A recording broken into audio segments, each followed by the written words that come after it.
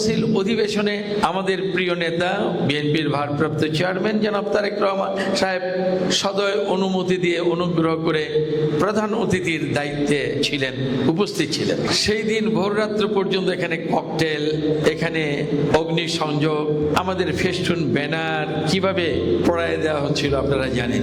প্রশাসনের পুলিশ বারবার বাধা দিচ্ছিল, বন্ধ করার জন্য বলছিল। আমি সেখানে বলছি কোনো বাধাই আজকে মানব না, আমরা ইনশাল্লাহ এখানে করব।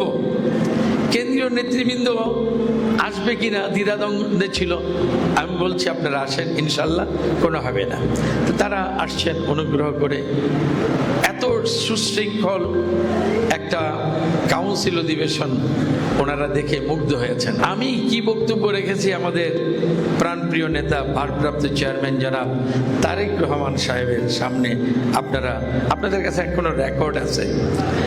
কেন্দ্রীয় নেতৃবৃন্দরা বলেছেন আপনি দুঃসাহসিকতা দেখালেন, নেতার সামনে এরকম কথাগুলো বললেন, আবার কবিতা পাঠ করলেন।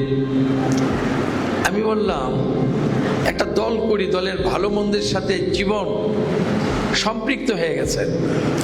যদি মনের কথা খোলাখুলি না বলি, আর নেতা যদি ফিল্ড লেভেলের সকল মানুষের প্রকৃত কথা না জানে, তাহলে উনি সঠিক সিদ্ধান্ত নেবেন কিভাবে, সঠিক পথ দেখাবেন কিভাবে?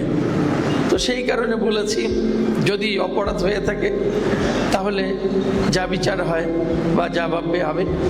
হাওয়ার এরপরে কমিটিতে আমি আর খোকন প্রেসিডেন্ট আর সেক্রেটারি ঘোষণা হয়েছে।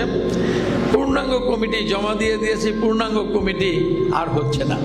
এই দুজনেই আমরা ওই দুর্দিনে নারায়ণগঞ্জ জেলা বিএনপির প্রত্যেকটা প্রোগ্রাম, আন্দোলন সংগ্রামে আপনাদেরকে নিয়ে আমরা সেদিন রাজপথে ছিলাম।